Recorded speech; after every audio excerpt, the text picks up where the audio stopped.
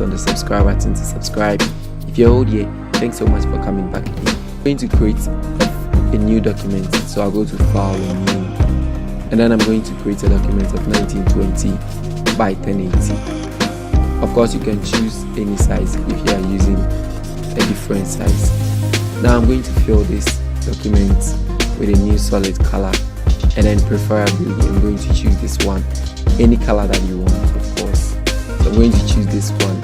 Afterwards, I'm using the solid color because you can change it afterwards if you want. And we are going to add a text, so I'm going to use the font Bebas, and I will include that in the description if you want to check it out. So I'm going to type, let's say, long, and then I'm going to change the first color to white over here, and I'm going to press Ctrl T to transform it, let's say a bit long like this, and I'll press Ctrl E to make sure that I have it in the center, so I center it both vertical and horizontal.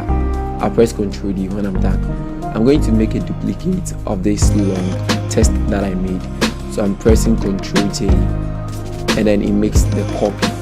Now we have the long underneath, and then we have the long copy on top. I'm going to select the copied or the long one, and I'm going to change the color to black over here.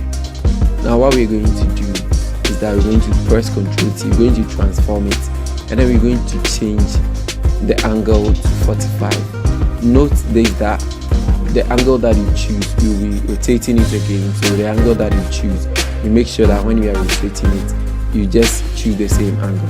So I'm going to take OK, and then this is the very important aspect. You hold Alt, you put your hand on Alt, and then you start to drag the arrow key leftward. So I'll hold Alt, and then so it will be making duplicates of that particular long copy. So we make about 100 copies of it, and to give you a shortcut, you just hold on the arrow key just like that, and it will be going very faster. So when it reaches 100, let's say 100, and I think that is okay. So we're going to select the last copy, that is the 100th one, and then we're going to select the first one, and we will press Ctrl E to merge it, right? So we have this right over here. Now what we're going to do is we're going to press Ctrl T again, like I told you earlier, and then we are going to rotate it. So we rotated 45 degrees clockwise. Now we're going to go anti-clockwise, so minus 45, and then it should fit to the same long text.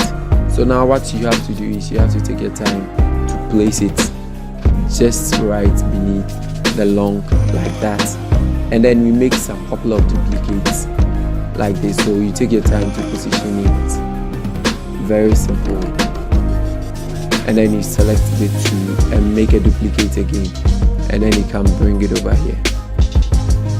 So I want to zoom in and make sure that I have it on the very edge of the text. I would have to make another last duplicate, and then I'll position it over here. And when I'm done with all these things, what I'm going to do is I'll select all the shadows and then merge that one to here, and from there I just decrease the opacity slow to about 50%, and then the shadow is done. Now you can just decrease it more if you want to, and like I said earlier, you can just change the color from here. That is why I use the solid color, so you can just change it anyhow you want it, as simple as that. So let me know in the comment section which of the colors you like most. You can take the same steps we took in this one to make it for logos and other stuff. Thank you so much for watching this video. Please don't forget to like and subscribe, and I'll get back to you with another video. It's Innocent here. Bye.